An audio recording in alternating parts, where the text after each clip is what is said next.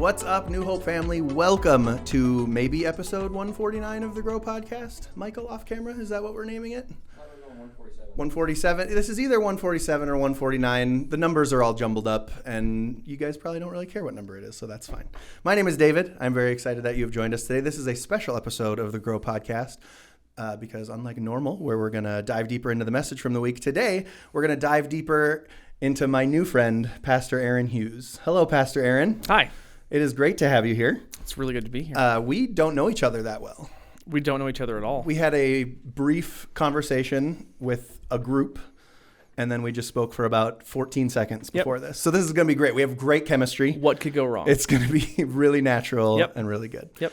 But the purpose of this is just so that we can get to know you a little bit more. You are here candidating to be the lead pastor at New Hope. You can correct me if I'm saying anything wrong. I'm not great with the Wesleyan terms. I think that's appropriate lingo. Thank you. I appreciate that. Yeah. I'm also, I think this might be my last ever Grow podcast, Michael. So this is, if I just completely tank this, we'll just say that's why. Like, that was a really bad interview with Pastor Aaron. That's and super it's time for David to leave. Encouraging that this is my podcast to be with you. This might be your last, that you have nothing to lose. Is that what I'm hearing? I think that's what I was going for. I didn't want to just openly say it, but I'm glad you picked up on what I was putting down. That's super. Great. We're going to get along really well. Awesome. Well, why don't we start and you just tell me a little bit about yourself and everybody that's listening and or watching as well. Just a little bit about yourself, who you are, maybe your family, things like that. Yeah, well, my name is Aaron. I got that right. I'm 1 for 1. You nailed it. I have been married to my wife, Courtney. Now it'll be 18 years this summer. We have 3 incredible kids. Adeline, who will finish up her freshman year here this spring. Grayston, who's a 7th grader, he'll be in 8th, and then Harper, she is wrapping up her 5th grade year. And so we have 3 dogs. Two of them are hunting bird dogs. Okay. We have some horses and some chickens, and nice.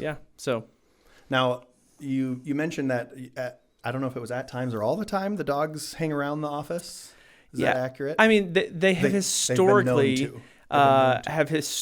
have gone to work with me. We're not sure if that's going to continue. Now, my question was, do they come on Sunday mornings as well? No, they don't. They don't. They've never. They miss out on the worship service. The community aspect. They do. It's tough for them. They do. Yeah, they have.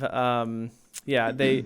The setup that we have now, that they come. The bird dogs come to work with me and have become kind of church dogs. But do the horses ever come? With you? No, they have not.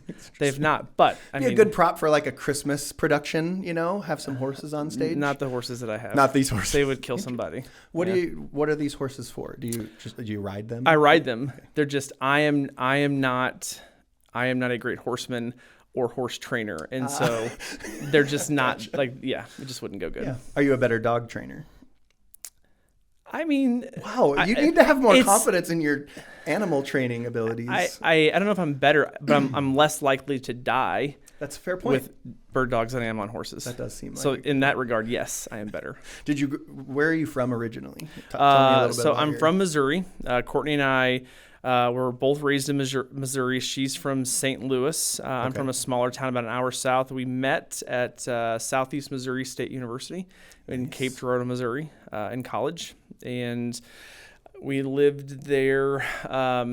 After we got married, we've traveled everywhere, but we're in Texas for about a decade, and then South Dakota for a few years, and we've been in Wyoming for 6 years, and that's where we are now. One of so I'm from Minnesota. Mm-hmm. I wasn't born there, but that's where I lived the majority of my life. And one of the things I was chastised for quite a bit upon moving here was referring to North and South Dakota as the Dakotas. Is this something you experienced in your time in South Dakota?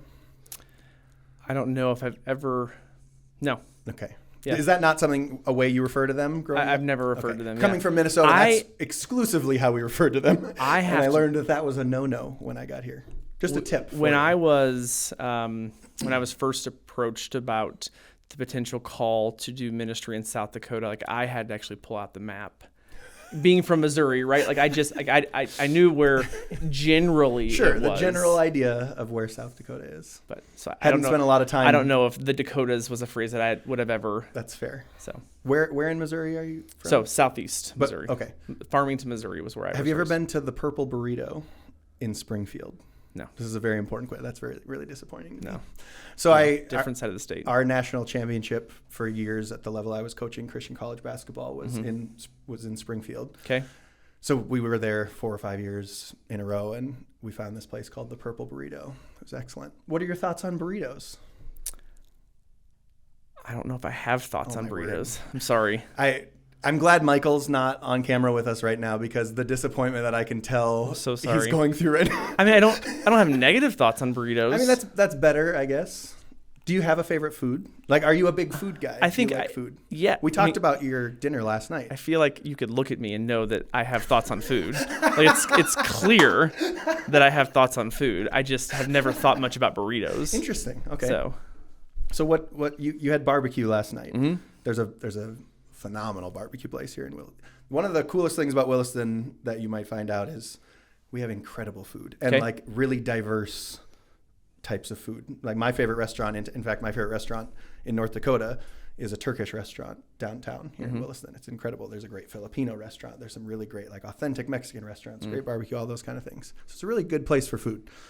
So you had me concerned with the lack of care of burritos, but now we're back on board now. It's just burritos specifically. No, I have nothing against burritos. I just have no thoughts on Pastor burritos. Aaron hates burritos, guys, and we need to move on. He's getting upset. I have nothing pro Sure, or con sure. against. I love. We do have a great all burrito food. place as well. I So will maybe try it we'll out. have to I take will you out for a definitely burrito. Try it out. Yeah. I want to talk a little bit more about your background. Okay. Now correct me if I'm wrong, but in my extensive research, I believe you haven't been a pastor your entire adult life. I have not. You had a less traditional route into pastoral ministry than a lot of people who, I'm going to go to this Christian college, study pastoral ministry, and then head into it. sure. Can we talk a little bit about that? Yeah, Can you absolutely. fill me in a little on So my undergraduate degree is in business. I was called to ministry early on in life. Got my degree in business and finally got to a place where maybe I thought I was going to be obedient. Went to seminary, and it for lots of different reasons that maybe we probably don't have time to go into the weeds of that at this point, but it just didn't work out, and so I kind of just quit seminary. I was terrified of speaking in public and preaching, and so started putting limitations on God. I feel this call on my life and certainly want to be obedient, but it was always yes, but. So for 10 plus years, that was kind of our time in Texas. I held varying degrees of sales and operations and business jobs for lots of different companies. I was in the mortgage industry. I was in commercial real estate. I sold technology for a startup for a couple of years until I finally got to a place where my wife, who was much wiser than I, just finally set me down and just said, you've got to do something. Like we were happy, but I was never content. Sure. Which is it's a tough place to be when you have everything that you should have, and there's nothing you could do about it. There's nothing you could do. So finally, you could do right. Yeah. So finally got to a place where, and I'll never forget. At that point, Wes Smith, our Pastor Wes, was the district superintendent of the Mountain Plains in Texas, over Texas, and I was on the district board at that time, and we had dinner at a Mexican restaurant. Actually, Did you have a burrito? I didn't. Oh man. But we met So we met for dinner in Plano, Texas, and I remember just feeling like I needed to be obedient and just say, here's where God is calling me. I think I'm not sure if you could use this or if you even should use it, but here's the information. And I just kind of just divulged everything, really just hoping that he would not do anything with it. And his first question to me was, "Can you preach?" And I said, "No." Yeah. And he said, "Will you?" And it was Wes, we have been saying yes but for 10 years. And so I'm going to say yes, but I think that's going to be a mistake. In my head, I was going to be an executive pastor. It just made sense. I had the business background. I had the opera. I mean, everything on my resume pointed that path. And so he said, well, thanks for the information. We just kind of left it at that. A couple weeks later, he called, and this was actually when he said there was a church in Hot Springs that he thought Courtney and I would be a good fit for. And at that time, Pastor Isaac Smith was a DS here in the Northwest, and I said, well, hey, we're in Dallas, Texas. Hot Springs is only like 4 hours away, and he's like, no, not that Hot Springs, South Dakota, which is when I got the map out. Like, where's South Dakota? And then through just a series of incredible God-sized events, God just opened doors, and we were able to go and minister at, this church was just amazing because we were,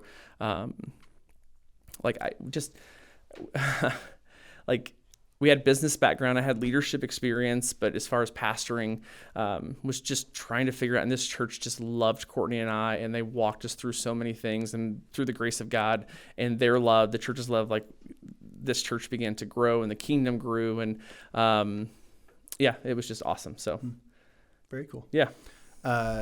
You said that you couldn't find contentment. Yeah. Do you feel like you found that contentment in your time in ministry? 100%. Yeah.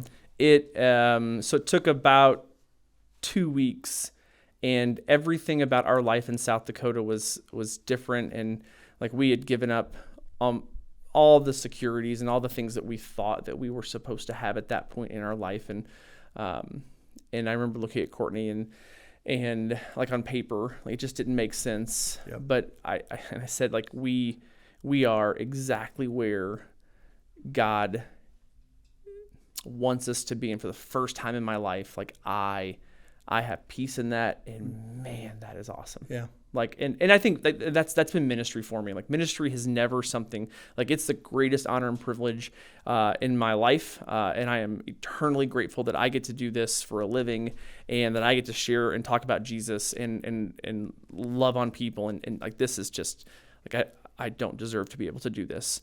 But it's not always easy. Like, ministry is tough. Like, sometimes you're in the weeds of things, but it's never lost on me that, like, no matter what happens, like, I'm where I'm supposed to be.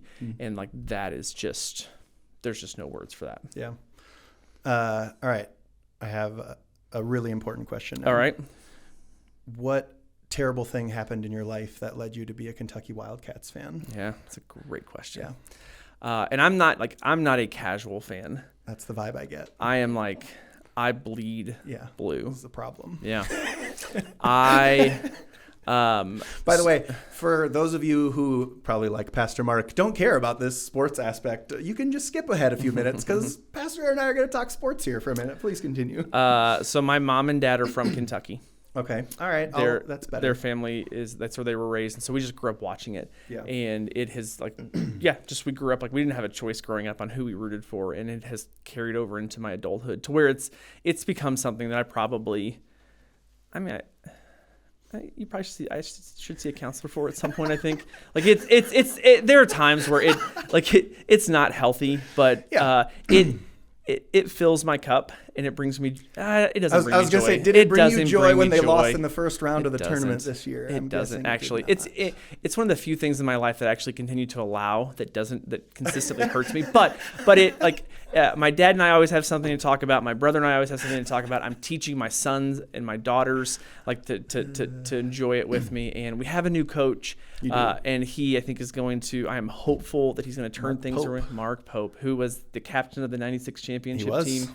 Yep. Which was like, I have a Mark Pope jersey from 1996. Like, so that's pretty cool. I'm bought in, and I feel like he's kind of a goofy dude.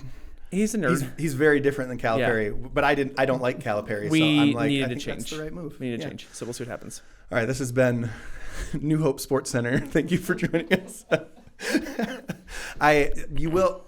You say you're long suffering as a Kentucky fan. Yeah. But you're now moving to a place where a lot of people are Minnesota sports fans. Okay. And I don't know if you know a lot about Minnesota sports fans, but it's a really tough life. Yeah. No sports area has gone longer when you combine all the professional sports seasons without a championship than Minnesota, and it's not particularly close. Yeah. 1991 of the major, the four major sports. 1991 Twins was the last time. Yeah. Vikings have never won one. Timberwolves have never won. Minnesota Wild, Minnesota North Stars never won. It's a rough existence. So anytime you're feeling low about Kentucky, just find a Vikings fan. And they'll understand your pain. Okay, they'll commiserate with me. During football season, just find the guy in like the Christian Ponder jersey and be like, "That's pretty rough, right?" And he'll be like, "Yeah, it is. Yeah. I get it." Karl Anthony Towns, right? That is the name of a player on the Timberwolves who is from Kentucky. He is from Kentucky. So there's a connection. He was very good on Kentucky. They didn't win the championship. No, but they beat Wisconsin in the Final Four, which as a Minnesota guy, I was thrilled. Oh sorry, Wisconsin beat them in the Final Four. Yeah, that was the year that they were and undefeated. Lost to Duke. Yeah. Undefeated until they faced Wisconsin. Yeah, that was the year before they beat Wisconsin in the Final Four, but Towns wasn't on that team. Pastor Mark is in agony right now. Sorry. Okay, sorry. That's right.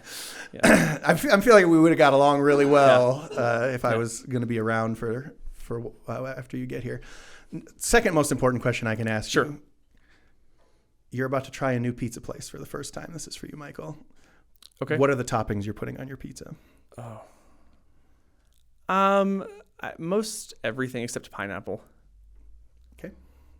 Yeah. It's good to know. Yeah. I mean, there's nothing I won't eat. Pineapple would be the exception. On pizza specifically, or you don't like pineapple in any circumstance? No, I think pineapple has its place. And it's not on pizza. It's never on pizza. That's fair. All right, let's get to. Do you guys like pineapple on your pizza? You're shaking your heads at me. I don't like a Hawaiian pizza, but pineapple and pepperoni is acceptable to me. That's a compromise I will have with people that feel like they need pineapple on their pizza. It's just a spicy Hawaiian pizza. Yeah, but I don't like ham. Okay. I'm not a ham guy. So, but this isn't about me. I'm sorry. This is about you. I'm so sorry. I have a very important theological question for you. Yep. Did Adam have a belly button? I don't know the answer to that question. I don't know. That's fascinating that I've never been asked that. Well, I feel like maybe you have a good idea for your first sermon series. Yeah. Well done. Well done. Okay. If you had to guess. I'm not going to guess. Not going to go down that road. No, I have no idea. That's you're going to lose sleep over that one. I'm pretty excited about it. I'm going to give you a brilliant question. Thank you. Yeah. Well, I'm going to end there. I'm on a high right now. I just got a compliment. Yeah. So that's no. All right. Okay. So you've moved a few times. Okay. Yep. Correct. Mm-hmm. From Missouri to Texas. Yep. Right. Texas to South Dakota. Yep. South Dakota to Wyoming. Yep.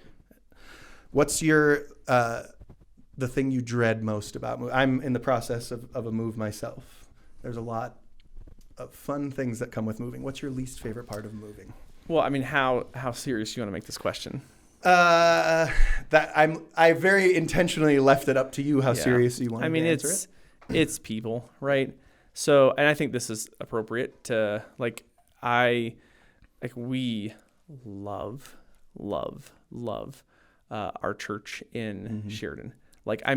To its core. Mm-hmm. They are incredible people, and we have made they love Jesus, and so that is going to be so incredibly hard. And so I don't want to overlook like that. Like we understand the significance of the potential call to Williston, and we're and we are excited, and we will be obedient should God continue to call us here, and we'll walk through that door confidently. And but we understand that's tough. Again,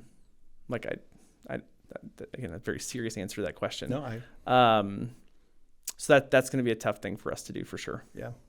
Yeah, that's what we're thinking, the same process, and leaving New Hope is one of the scariest, hardest things about us leaving, because we moved here 6 years ago, and New Hope became our family. We don't have family in the area, and so that's always a really hard thing. Yeah. So our saving grace in that, other than knowing that God's in it, is that we felt the same thing that when we left Texas, and then we met people in South Dakota that are now still a part of our lives, and we felt the same thing when we moved to Wyoming, and now so it's where God is just faithful about putting the right people in your life at the right time. That a few miles are not going to end those relationships. And so like it's tough, but we're confident we'll still be able to still have them be a part of our family. So I'm sure the same would be with the case with New Hope and you guys. Where are you going? We're going to northern Minnesota. I'm going to go work at a college called Oak Hills Christian College. Nice. I'll be the athletic director and men's basketball coach there. Nice. So yeah, we're headed back to our home state, but I'm from the cities, so we'll be in the North Woods. Cool. Speaking of woods, do you like trees? I do. And are you going to miss them if you end up living in North Dakota? I do. Yeah, like trees. I'm a hunter. This is a good lot of hunting up here, so that's a good fit. Yep. So bird hunting, we do elk hunting. We're getting ready to roll into kind of spring black bear hunting for us here in Wyoming. So just anything like we will hunt. But yes, we like trees. Man. Well, no. Oh, okay. I wanted to clarify. Obviously, there's not a tag for that I'm aware of. Not in America, at least. Yeah. Do you fish as well? I feel like you brought that up. I am an aspiring fly fisherman is the label that I have. The problem with, now this is actually encouraging. The problem with fly fishing for me is if there is a tree within 50 yards, like I'll be in it. But if there are no trees, then this might be the right state for you to go fly fishing. There might be hope for me to fly fish. So my youth pastor, and I'm now going to send him this podcast because I'm clearly not over this emotionally, promised me that he would teach me how to fly fish when I was in high school. And you never did, Pete Paulson, so I have never fly fished. So I'll be sending this to him with an angry text message. Yeah. Hopefully he'll teach me how to fly fish. But I do like fishing. I haven't fished a ton while I've been in North Dakota, but have you heard of paddle fishing? Mm-mm. This is going to be something for you to explore here in Williston. There's these giant sea monsters that swim down the river, and they just hurl these like hooks that look like they're to hang pigs in a slaughterhouse into the river, and they like hook them. Like you don't catch them like normal fish. They catch on the gills or what? Snag. Thank you, Michael. What kind of fish are they? Paddlefish. They're called paddlefish. They're called paddlefish. But they're like bigger than you. Huh. And there's a week. What? They can be. Probably not bigger than me. Do people eat them? What's that? They eat them? They do. They're not great, but they eat them. Huh. I have tried paddlefish. Granted, I don't like fish. Are you a fish consumer? Yeah. So maybe you'll enjoy them more than me. But it's a very interesting thing I was not aware of until I moved here. So as an outdoorsman, do your children enjoy these similar things, hunting, fishing? Oh, yeah. What about Courtney? Yes, very much so. That's nice. She... So, started bow hunting when we first moved to South Dakota. And I worked hard to get my first deer, like for a couple of years. I mean, there were times where I couldn't get out of my tree stand because it was so cold that I had lost fine motor skills and I couldn't undo my carabiner to get. I mean, it was like and so we moved to Wyoming, and Courtney decided that she wanted to archery hunt, which I was all about, and so our date nights became us going hunting together. And so after she was practicing and, we went out for our first time, and I just built up like, sweetie, like you have to understand that hunting is a journey. You know, I'm being real like philosophical, right? Like you need, like you're gonna have to put in the work, and, I don't want you to get discouraged because this is like, it's not as easy as it seems. And so we go and we're in deer stands that are a few yards away, and, we're sitting there, and 20 minutes after we get in the tree stand, I get a text, and she had shot a deer, and the deer had fallen it had died right in front of her tree stand. And she's like, so I shot a deer and it's laying in front of me. What do I do? And I'm not at 20 minutes. And so we finish the night, and she gets in the truck, and she's mad at me.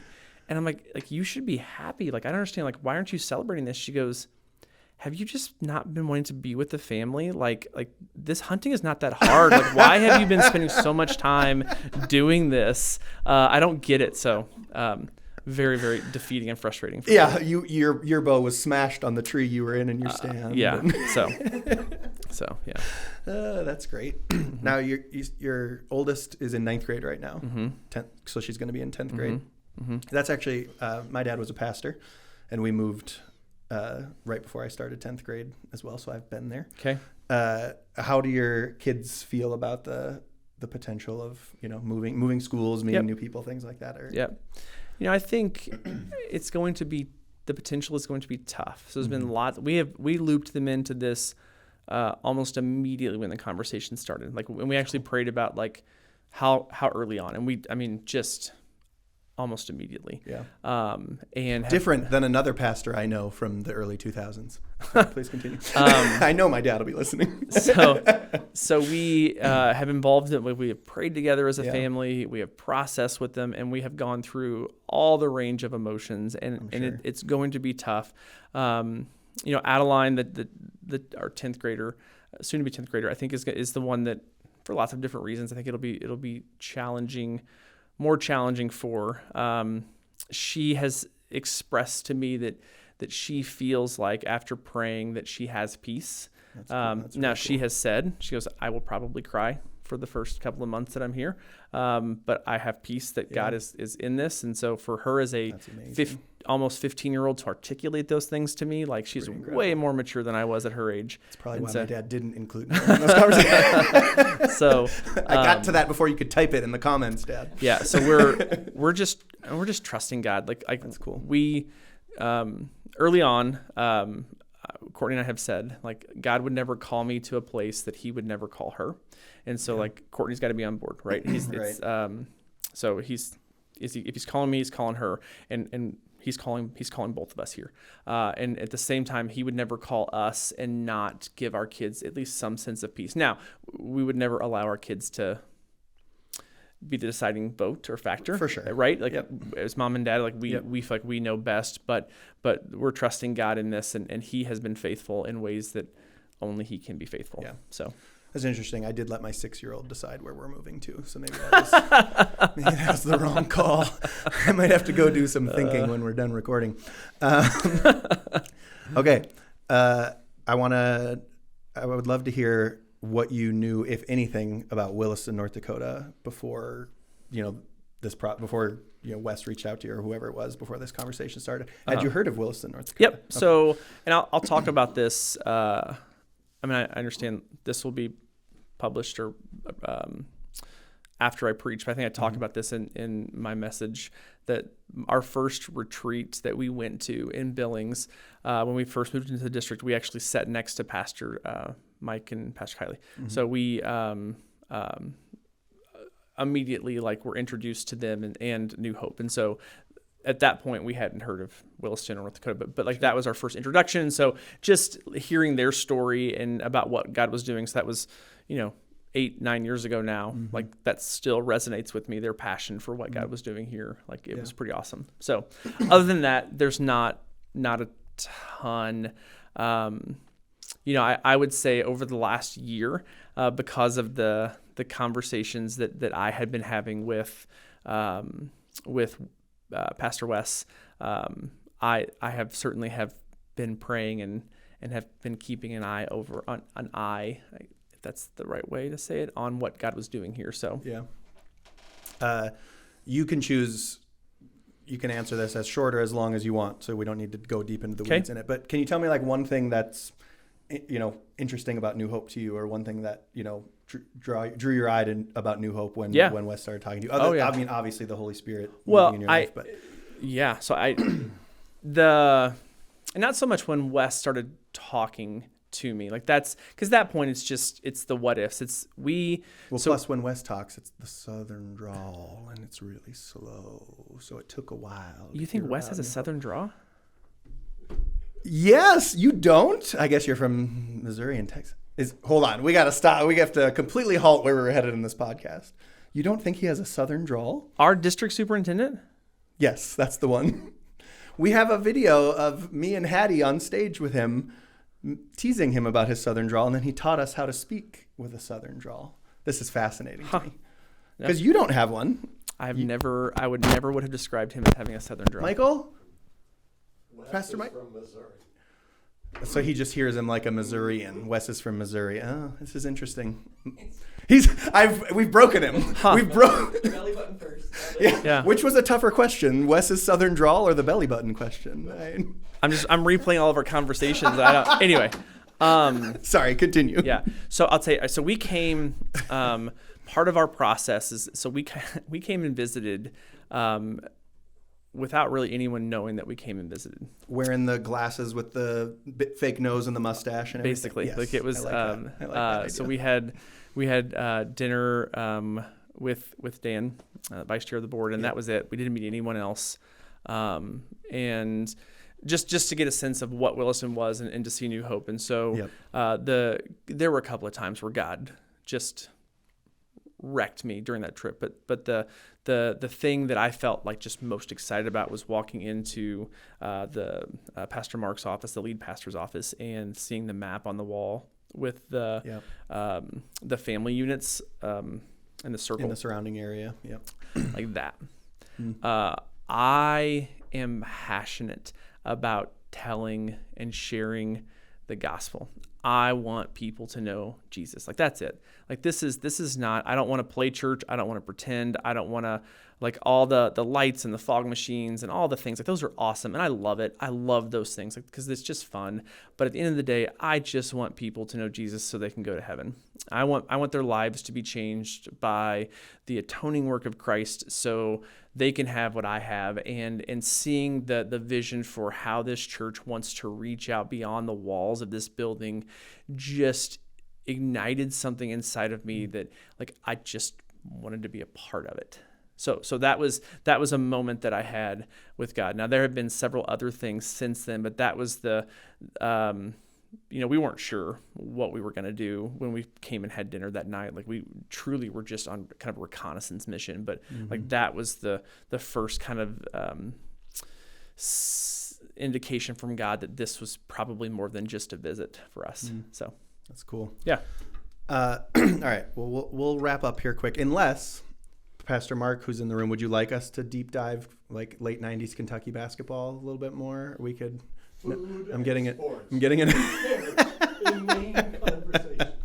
Pastor Mike's ranting off camera. Don't worry about it. We'll cut that part out. None of you will hear it. Or did I say Mike? Oh, no. Man, it's been a huge problem having a Pastor Mark follow Pastor Mike as the interim pastor. That has happened a lot. I believe I've avoided it on camera or on stage until this moment. This was my first slip up. Well, you do have nothing to lose. But yeah, right. This What's he podcast. going to do? I Right. mean, So, thank you. I appreciate that. All right. I have two quick final questions. okay. Because I want to come back to one here, but Okay. I have another deep theological question for you. Okay. Would the existence of aliens change your belief in God and how he functions? Would that harm your belief in God and his creation of us? Yeah. So here's the deal. Here's the deal. We have scripture. Yes, we do. I don't worry about things that I don't need to worry about. And so, like, my job is to focus on what God has given us in his living word. And are there things that weren't included? Yes. Like, this is his atoning work that is useful for salvation. And I think when we're going to be in heaven, we're going to figure everything else out and it's all going to make sense. But until then, I don't have time to worry about all the other stuff. And so That was a way better answer than I was expecting. so That like was really good. those questions, like, I'm going to deflect and say, I think No, about, I think that was an excellent answer. I don't I think you would- deflected it at all. I would equate that question with your question on burritos. I just don't have an opinion on it. The theological existence of aliens and burritos are equivalent to you. Yes. Okay, that's good Yeah. to know. Yeah. You should have had that in your bio. By the Okay. way. So just Okay. for future reference, Understood. That should be. Would that have changed your, like, I probably wouldn't be here right Yeah, now. we would have been like, no burritos. So whose idea was this? I would have angrily called Wes. It would have been interesting. No, I want to get back to one other thing real quick, and then we'll wrap up. But you mentioned that you were afraid of public speaking. Yeah. Are you still afraid of public speaking? Yeah. How has that impacted your pastoral ministry and potentially in a positive way? I know my dad, he's 60, he's about to be 67, I think, 67 to 68. He's still the lead pastor at his church. And he told me recently he still gets nervous a lot of Sundays before he goes out on stage. And he's been doing this for like 147 years. Yeah. And so I don't know if he's afraid of public speaking, but he definitely gets nervous in that setting. But I think that has helped. It's helped him, right? It's helped keep that reliance on God, on the Holy Spirit when he's preaching. Yep. Have you found something similar to that, or has it been a difficult thing for you to overcome because you've been doing this for a while now? I think I will. God has used that to, I think, keep me humble. Mm-hmm. I will never be able to preach a sermon in using my own will. And so I think because of my insecurities in that area, Mm-hmm. I have to work twice as hard on the front end to make sure I'm prepared. And God is faithful in that process. And so I just, I have to be obedient and I don't know. It has, I don't know if it'll ever be easy. Mm-hmm. But I don't know if I answered your question right. You- We might have to edit this one out. So yeah, actually, now that I think about you're it, never gonna see that. That's yeah, never I gonna think be you in might like I don't know. Like that's